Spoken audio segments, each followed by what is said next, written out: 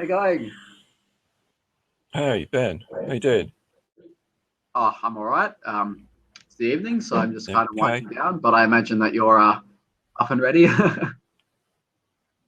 I'm up. Yeah, I'm a little bit more awake than last time. Um, Yeah, Perhaps we ought to explain to my viewers that we're at opposite ends of the world. I'm the right way up, and Ben's like upside down because he's in Australia, yeah, obviously.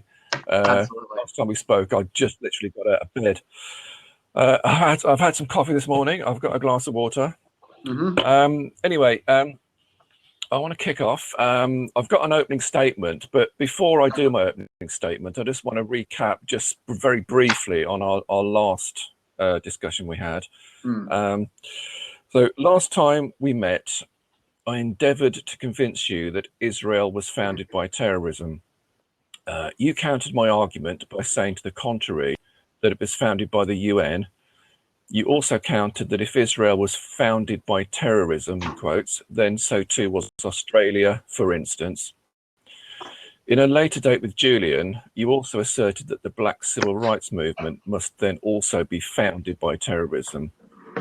Not that you were saying that it was, but that one must equate the two. You also claimed that the 1947 to 49 conflict was a civil war. Have I got that right? And do you still stand by those claims? So I imagine this will probably come out in the debate again, but the main thing which I stand by is that if the criteria which you need to use to say that Israel is a state founded by terrorism are similarly applicable to many other nations, and like the ones you gave in your example, and other movements. And so I'm not, to be clear, denying that there were instances of terrorism committed by offshoot paramilitary groups, stuff like that. But just that if we're going to say that that constitutes founding by terrorism, then we have to say lots of other things constitute founding by terrorism, and I don't think that is a good idea. So that yeah, it's a reasonably fair recap of why. Yeah. Okay. Yeah.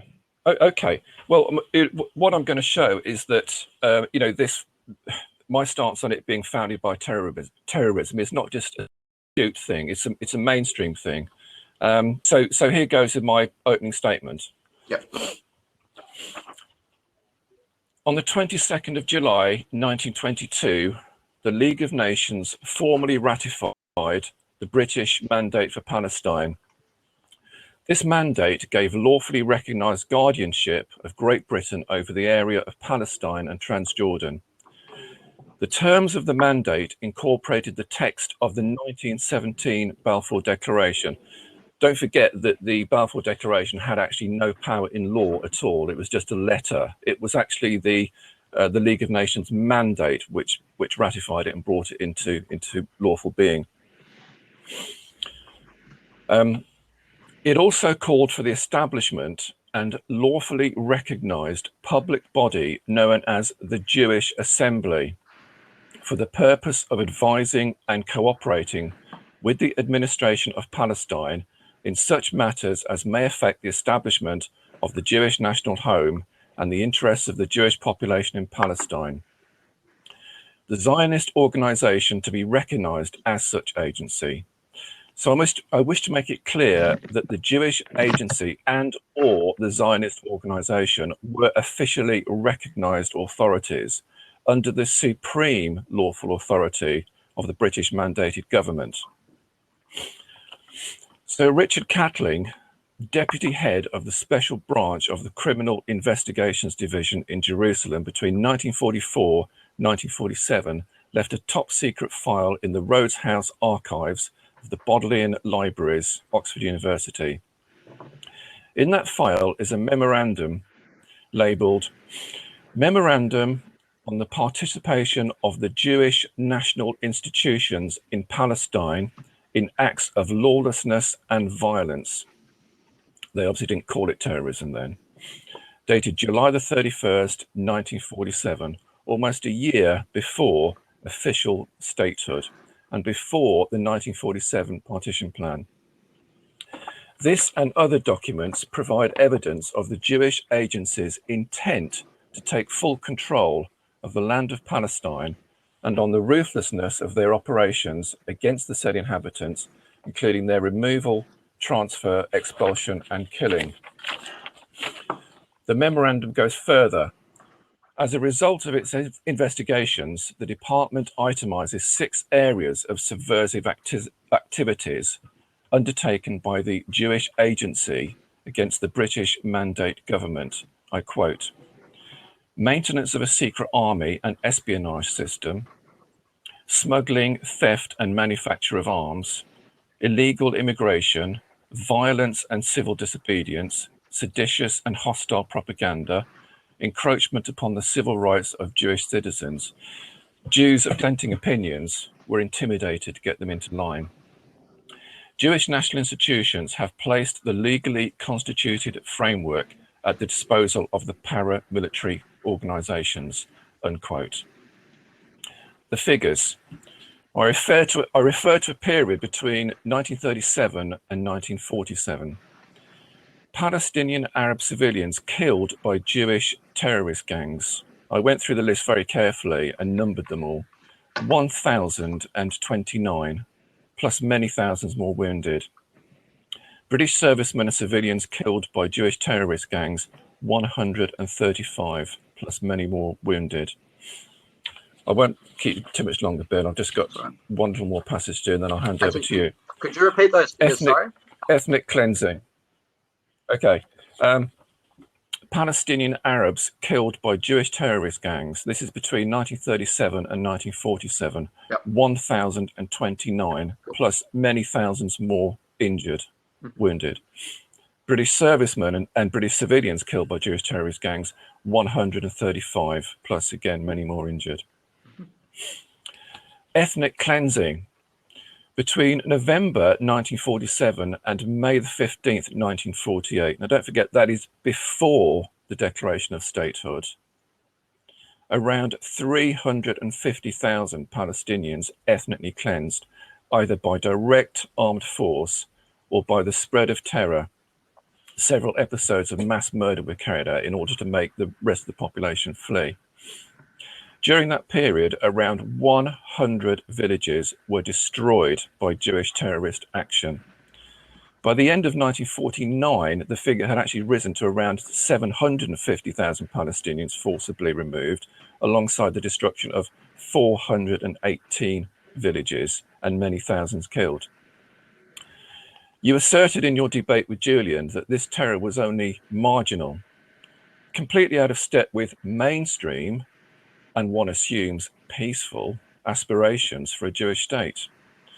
Well, here is a well-documented proof that mainstream Jewish organizations, the Jewish Agency, by the way, was chaired by none other than David Ben-Gurion, Israel's first prime minister, working alongside many other leading figures in the creation of the recognized state. The agency organized and colluded with well-known terror gangs such as the Irgun and Haganah. The Haganah alone, which eventually became the IDF, had between 60 to 70,000 members. Therefore, to say that mainstream Zionism had nothing to do with terrorism is akin to saying that the German National Socialist government had nothing to do with the Holocaust. I pass over to you. Okay. All right. Let me so just to clarify one thing. When you say 300,000 people are ethnically cleansed, you're not talking about them actually being murdered. You're just talking about them being removed from territory.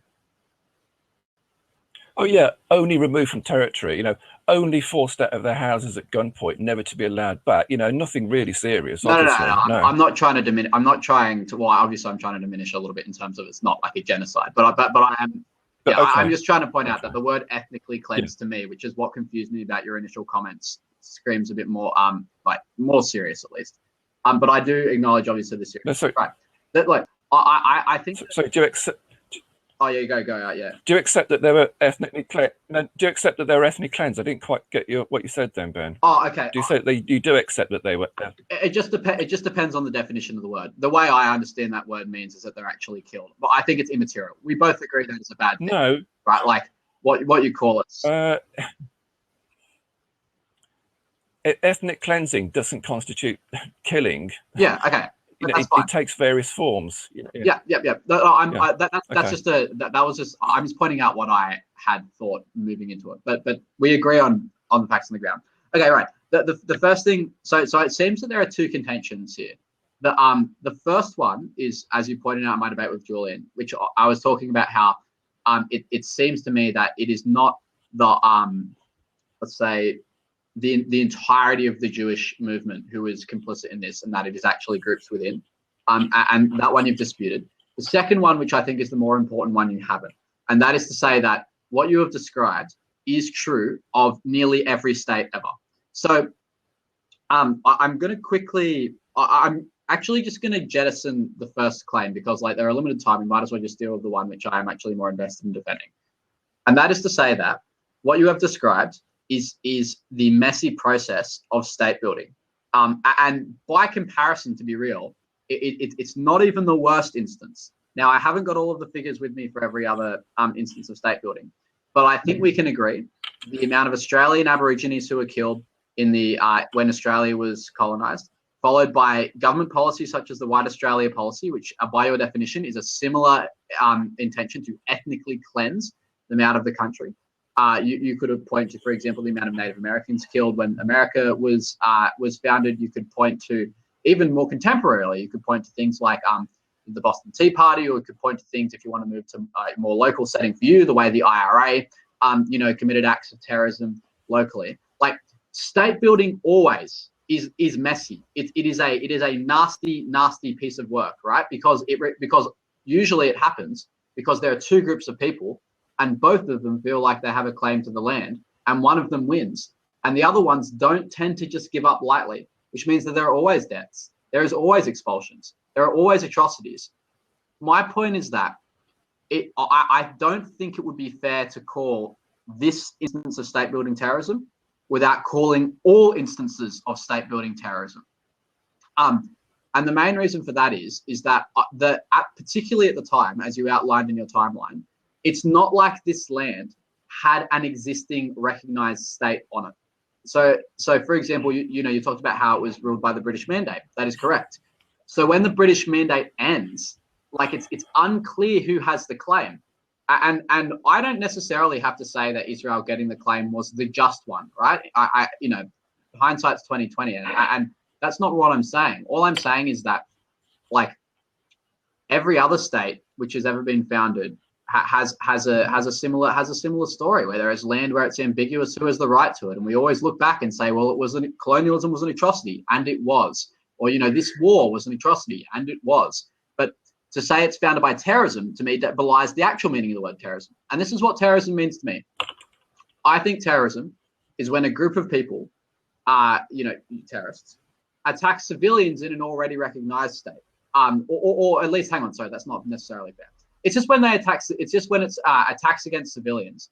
And a state founded on terrorism, to me, I think the only state I could think of would probably be ISIS, right? Because that, and do you know what I mean? Like that's because that's them infiltrating an already recognized state, driving people out with acts of terror purely, and once they are a state, have continued to act, in a terroristic manner. Maybe North Korea, but again, I'm not 100% on the history of that.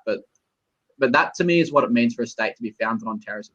So I guess my question for you is: do you think there is anything about the founding of Israel which is distinct, right, which makes it very, very different to all other instances of state building? Or would you rather just say, well, we're all founded by terrorism? And I'll chuck it back to you.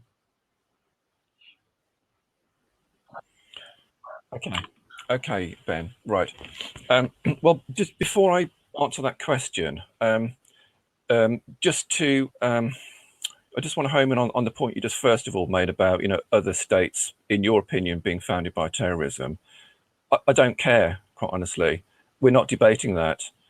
If you want to make a debate saying, like, Australia was founded by terrorism and America was, then I can only suggest you create that debate and get people to debate you on it. We're not talking about that. We're talking about what I view as the creation of the state of Israel. Hang on, can we clarify there? Because this is actually super important.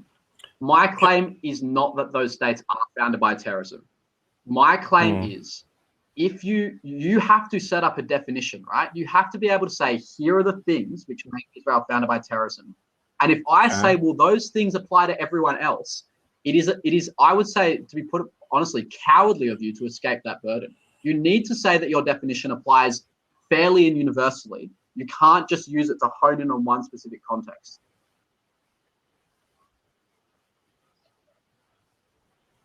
Well, I can, because that's what I'm doing. I'm talking about this particular issue, but I mean, hang on. I'm just going to have to just go through, because I've made some notes here, because otherwise I'm going to get lost. I just want to pick up on a couple of things. I mean, your point about the first of all that you made about, which is, this is the claim that the Zionist kind of comeback all the time. Palestine wasn't a recognized state, so it doesn't matter. The point is, the Palestinians who live there, it was their home. What does it matter? It doesn't. God, grief. Have you got a home? Yes, you're protected by the state, but anyway, let's not go on too much about that. You say that you said that, so once the British mandate had ended, then therefore it was kind of like a free for all almost. I mean, well, that's what you implied. That it doesn't belong to, it's no one's actual state. So therefore, who's got the claim to the land? The point is, I've actually lost you, I think.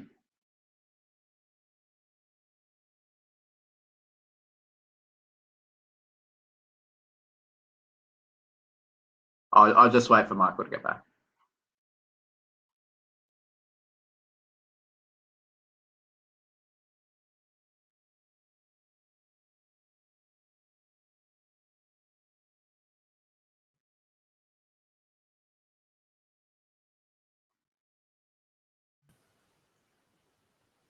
Hey, you're back. Can I just recap you on where you got up to? One of us. Yeah. So what I heard from you was that.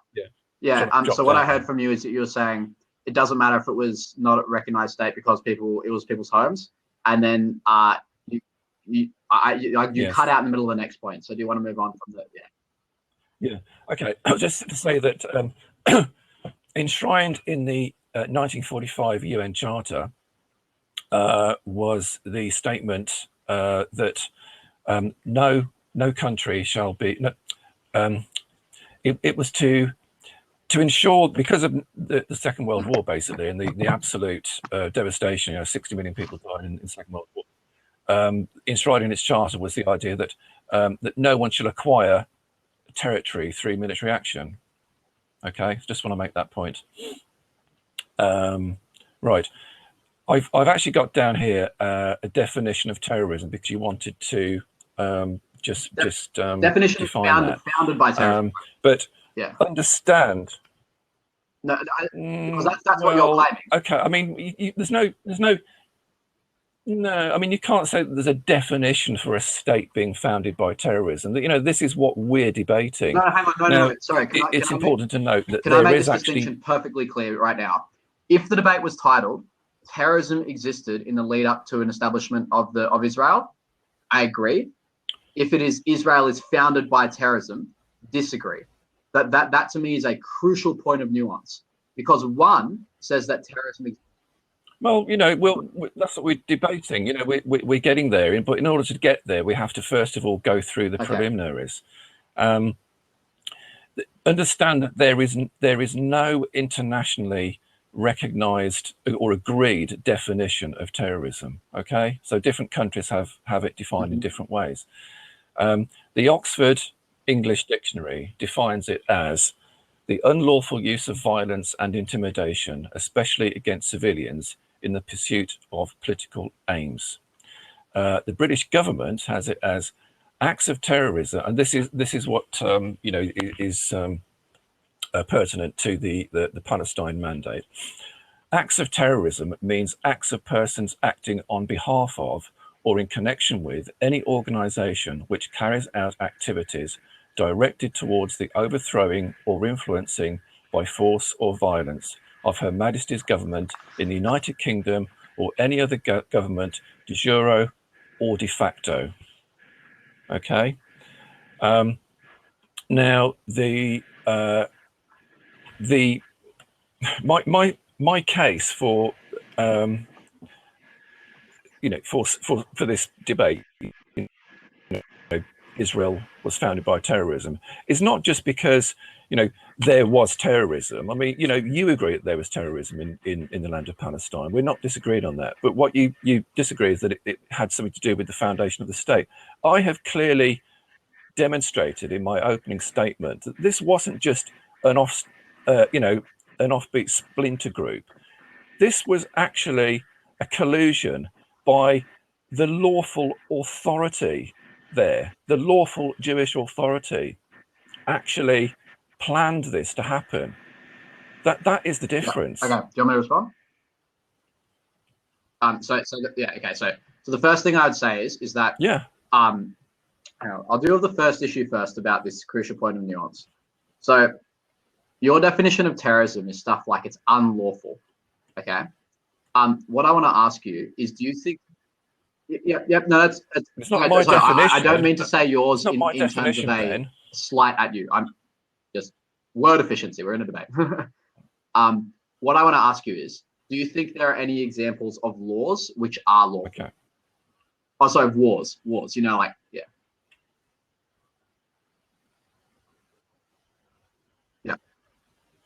which are lawful. Okay.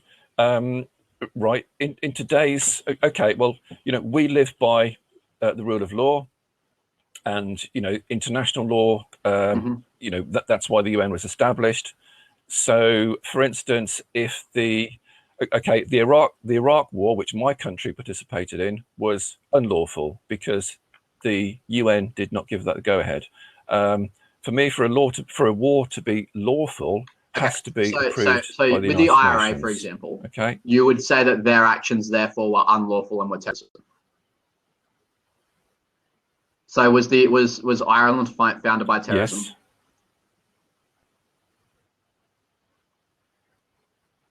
Yeah. Was Ireland founded by terrorism? Yes, the independent part. You mean the Republic of Ireland? Okay.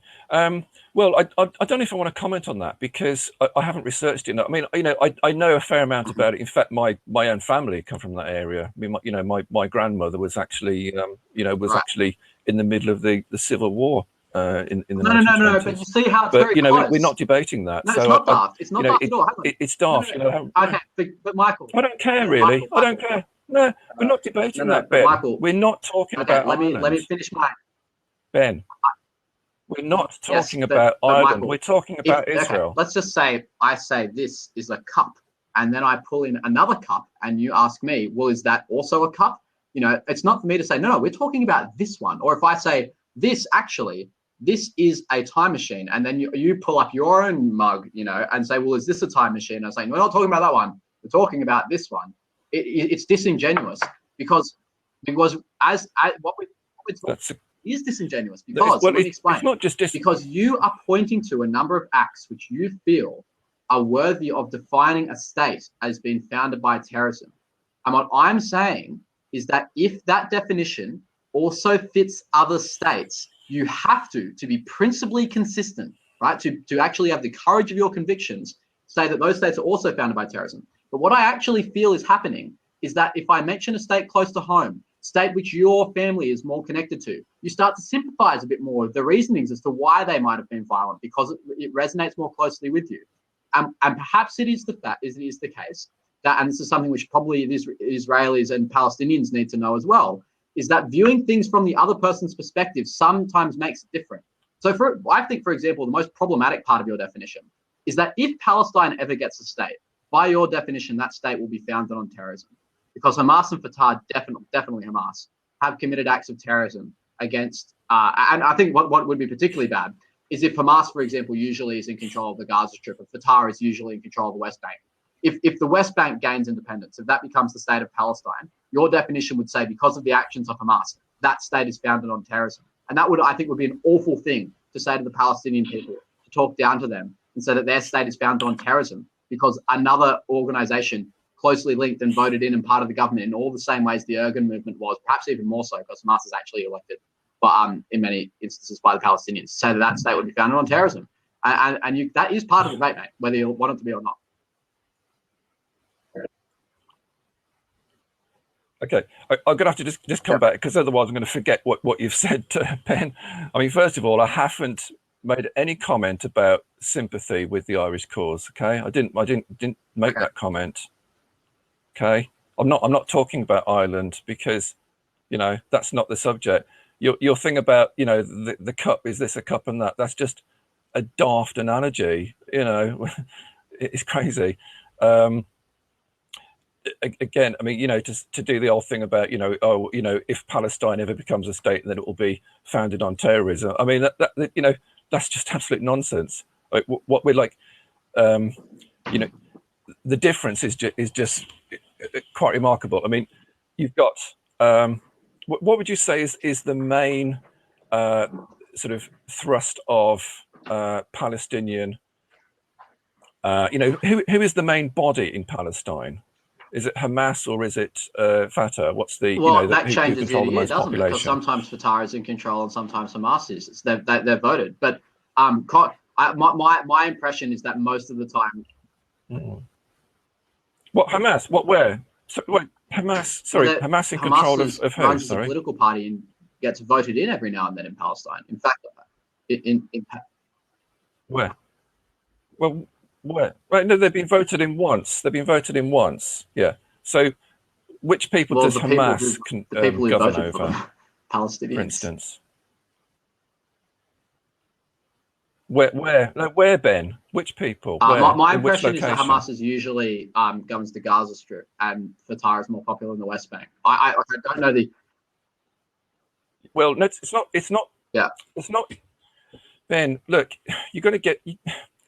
It's not usually right. Hamas governs the Gazan people. Okay. Yeah. The West Bank is governed by the Palestinian Authority. Do you think so? Sorry, is your contention that Gazan people are not Palestinians?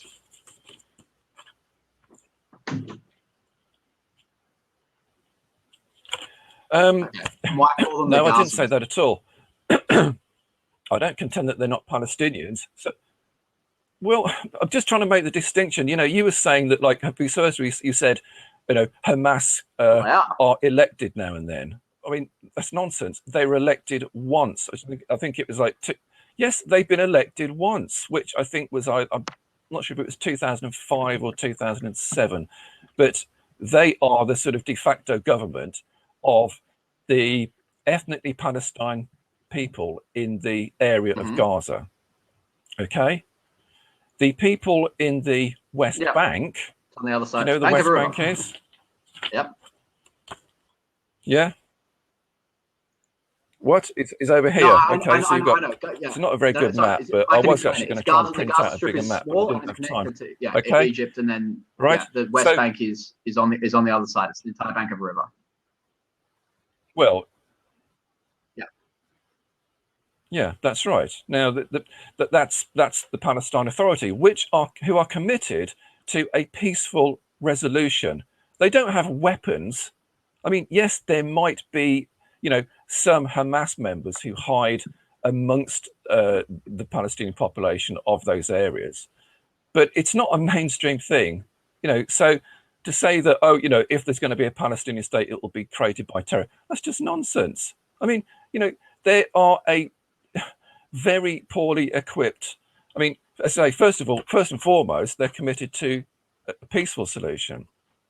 Those small elements, who are the armed wing of Hamas element, I mean, they're up against one of the world's mightiest military machines with the backing of the USA.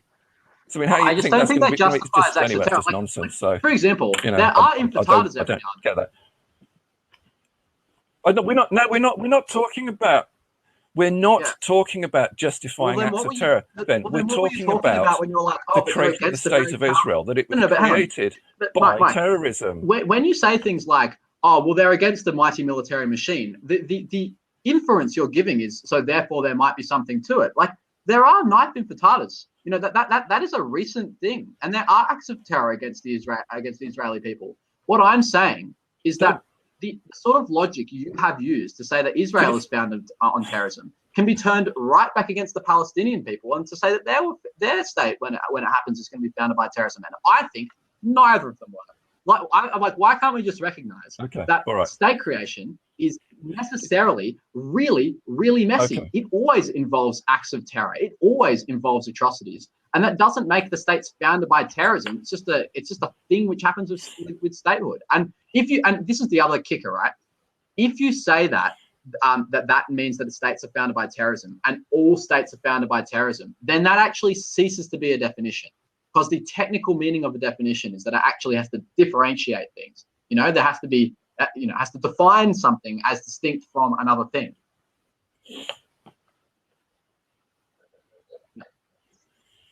Okay, Ben, look, I am not saying that every state was created by terrorism. I mean, that was your point. I'm not saying that. So, forget it. If you want to debate that another time, do that. Okay, give me a definition of founded by terrorism. Give me a set of boxes I need to tick before I can say the state can be founded by terrorism. Well, I've already told you, Ben. I've already told you that the legally recognised authority under the British mandate, the Jewish authority, actively colluded and organised in acts of terror. And I want to come back to something in a second, though, because you're not going to get away with that. Okay, I'll give you, for instance, there's something here that I've just written down this morning. Where are we? Okay. Right. This is it's something called right. This is called Plan D, or Plan Dalet, which is the Dalet is the Hebrew name for the fourth letter in the Hebrew language. Okay. Just before the UN vote to partition Palestine in November 1947, Ben Gurion, who, as our viewers know, became the first Prime Minister of Israel, secretly mobilized Jewish groups inside and outside Palestine and dispatched them to Europe to purchase massive quantities of arms for the next phase, the military plan to conquer as many Palestinian villages and to expel their inhabitants. Their plan was called Plan D, which was launched nearly 6 weeks prior to the end of the British mandate in Palestine. It is worth noting that Plan D had been preceded by Plan A, Plan B, there's all different plans apparently, all with the single intention of the ethnic cleansing of Palestine. So here we see the lawfully recognized Jewish authority in Palestine planning a huge act of terrorism, okay? Now, I'm just going to go back to one of the points you made. Yeah. Did you mention the word intifada, which you described that as an act of terrorism? Okay, right. Well, let me tell you that it's not an act of terrorism. In the last intifada, which was called the Ninth Intifada, people were stabbed in the streets. Excuse me. How is that not terrorism? Okay, right. Where did this happen, Ben? In Israel. Tell me where that happened. Not all that long ago. It was on the news. Which in Israel? No, it didn't happen in Israel. Excuse me. I wasn't aware this would actually be controversial. Oh, what? Is the West? I'll look it up while you make your other point. But because if you're saying that if you're saying that the West Bank is part of Israel, then that makes Israel an apartheid state, because that's the argument that the Israelis always give. They say, "Oh, there's no apartheid because the West Bank is part of Israel." I'm just looking it up now. So where did this happen? Jerusalem. Yeah, you realize that is. Oh, what, East Jerusalem? Okay. Yeah, No. You mean East Jerusalem that is not recognised as being part of Israel? Because you first said it's in the West Bank. Then when I said it's in Jerusalem, you've gone, oh, it must have been East Jerusalem. You are now making assumptions to muddy the waters. Civilians got stabbed, right? So, no, you are, right? Civilians have been... They got stabbed in various parts of the West Bank, Area C and East Jerusalem, okay? If you're talking about what Area C is in the West Bank? Category B, Category C, yes, I am aware. But it's important. But what is Area C? One of them refers to the uninhabited areas. The other ones refer to the colonies. I'm not interested. Well, I'll tell you. There's no No, what do you mean uninhabited? There's no uninhabited areas. Okay, Area C is occupied military territory of Palestine land. Okay, where Israel has full military and and administrative control over the people there. Okay, now that is an illegal I've just linked, occupation. Mike. You can Okay, look up in the links. therefore, no, let me finish, Ben, please. Let me finish. Right. In international law, a militarily occupied people have the right, the lawful right to resist occupation, just like the French did in World War II, just Were like the those Dutch states did, founded like on the terrorism Greeks, then? the Yugoslavs, the Poles. Lots of people had that right. No, of course not. I'm not saying they were. That's a completely No, just, Michael, you know, what are you because trying to do? you're Throw you're me? That's refusing to nonsense. engage. I'm You're just, refusing to you know, engage we live with by my the rule of law. contention. Okay. And your responses have only been that's daft, that's stupid, which isn't an argument. What I'm saying Really? is the definition, and you've refused to give all your definition is that it has to be a legally recognized authority which has committed acts of terror. Okay, newsflash. When the British came to Australia, they were the legally recognized authority, right? And the government they created there was a legally recognized authority which did create acts of terror. So that would lump Australia into the founded by terrorism basket. When America was colonized, similarly, those people were legally recognized authority and they committed acts of terror. You could also say that about, for example, the Americans who kept slaves. So that means all of Southern America, by your definition, founded by terrorism. The IRA, right? Like I believe that they were recognized in some sense, right? Also committed acts of terror. So by that definition, Republic of Ireland, founded by terrorism. This is the problem with your definition. It is too broad. It is a very loose definition, which can be used to call any state founded by terrorism. And your unwillingness to defend it suggests that actually you just don't like Israel, right? Which I'm not against recognizing and advocating for the rights of the Palestinian people. Like, I absolutely do that all the time. It is correct to point out the history. It is correct to point out the atrocities happening now. It is not correct to try and skewer definitions to smear states in ways which won't move the conversation forward. Like this sort of argument just means that you will never ever convince a Jewish person ever to recognize Palestine as a state, because they'll say, well, if we're a terrorist state, they're a terrorist state, and we don't want to be bordered to them. So do you see what I mean? Why these analogies are actually very relevant?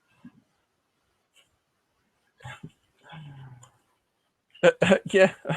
Okay, but I'm just laughing there because you just said that I was not moving the conversation forward. I mean, that's exactly what you're, you know, you're obstructing moving the conversation forward because you just keep on talking about America and Australia and all sorts of countries, saying like, oh well, if you it's nonsense. I mean, we're not talking about that. I keep saying to you, if you want that as a debate, Michael, then you create that debate. It's not a counter argument, though. It is not a counter argument, Ben, to just say, yeah, well, look at Australia, look at America. That's nonsense. You need to address the history of this issue. No, Michael, you because need to I've seen you do this before. This is your strategy. You ask someone a very specific detail, say, aha, you need to learn the history. We are not in disagreement on the history, right? We are in disagreement on if, given that history, you would call that state founded on terrorism. That is the topic you chose. So either you're going to stand by that or you're going to run away from it. And you have not responded to the analogies at all. All you've done is say that's nonsense, it's daft. Yes, you do. I don't need to. Because why have debates? Why have debates if when the other person makes an argument, you just get to say, well, that's nonsense. Why do it?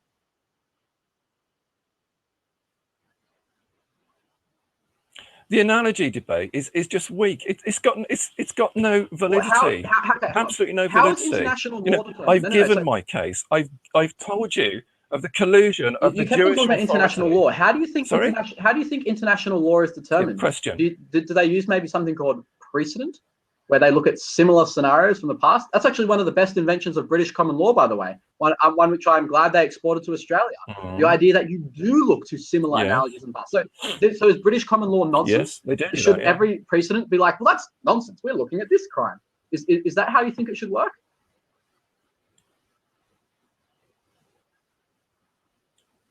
I don't know. I don't make the laws. I'm I'm not interested. interested. This is what debating's about, right? is that the system which you support, international law, is based upon British common law, which is that the way you evaluate new situations is that you compare them to past situations and you come up with consistent laws so people can predict what the response of the community will be to future situations. That's what gives laws validity. That's why people buy in, because they don't appear to be politically motivated and shifting in what they call illegal and illegal based on the whims of whoever's talking at the time. It's because they have consistent definitions which can be applied over multiple contexts. That is the genius of British common law, by the way. So it's not. So what? Yeah. So what bearing does that have on what we're talking about? You know, because when those I say laws that there exist, are similar instances in the past, precedents, if you will, which you will also have to qualify as founded by terrorism if you imply that this one is, you can't say it's daft because I am using the principle on which British common law, Australian common law, and international law is founded on, which is that because every context is unique, you need to have a set of guiding principles which you can apply to all contexts. So I need a counter argument, not you telling me that that's nonsense, because it's not nonsense.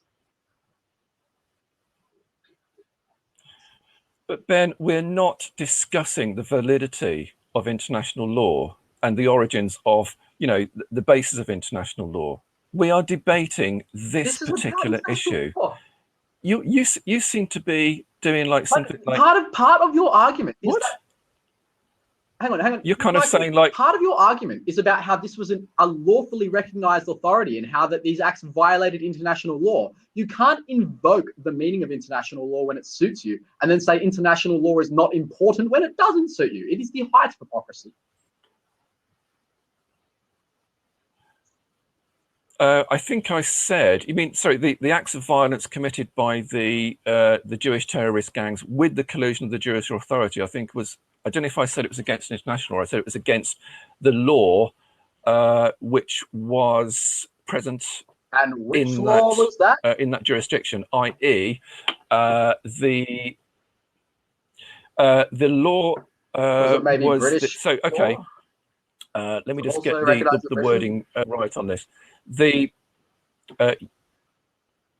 Yes, it was okay. So as I said in my opening statement,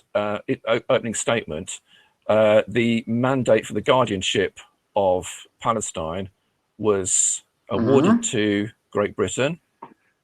Okay, it's a huge. I mean, you can look it up if you want. You know, the 1922 League of Nations mandate. You can read all the text of it if you like. I mean, it's a long document. You know, I've read it. I knew the British mandate. I've taken some of my notes from it. Yeah. I might even say that in and of itself. Okay. Well, because so what's the problem? You know, it was so that was the lawful authority. So you that was the lawful authority then. Law. So you know, you just referenced a lawful authority as defined by an international body. So international law, you're invoking international law to say that was lawful, are you not? You're not. So then who's? No, I didn't say that. It's part of. It does. It doesn't really matter. It doesn't really matter, Ben. You know, I mean, the point is the mandate gave. It does, Michael. It doesn't matter. It doesn't really matter. You know, that's not the issue. Why it's not the issue, Ben. It's nonsense. You know, what are we talking about, Ben? What are we talking about here? For goodness' sake, you keep rabbiting on about defining the law. I don't know what you're talking about. You know, the point is, I think most people with a modicum of intelligence will understand that, you know, this was an agreed League of Nations sanctioned decision to award Britain the mandate over Palestine. That's not to say that I agree with that. I don't actually agree with it. I think it was wrong to do this. But the British government, the mandated British government, were the lawful authority in Palestine between, well, provisionally 1920, but then that was ratified in 1922, up until when they officially left on the 15th of May, 1948. And my point is that you are invoking the authority of international law to lend validity to that statement. And what I'm saying is that international law recognizes things like precedent. That is how it rules over different circumstances in different contexts, even though they're all slightly different. And so when I point to the topic of this debate, and that there are other circumstances to which it applies, You cannot on one hand say, well, actually, the principles of international law and British common law don't matter because we don't need to worry about other circumstances. But on the same hand, say, well, they do matter when it suits me. It is the height of hypocrisy. Anyway, look, 5 seconds, it's been fun. Cheers for debating me again, mate. Thanks, mate. Yeah. Okay.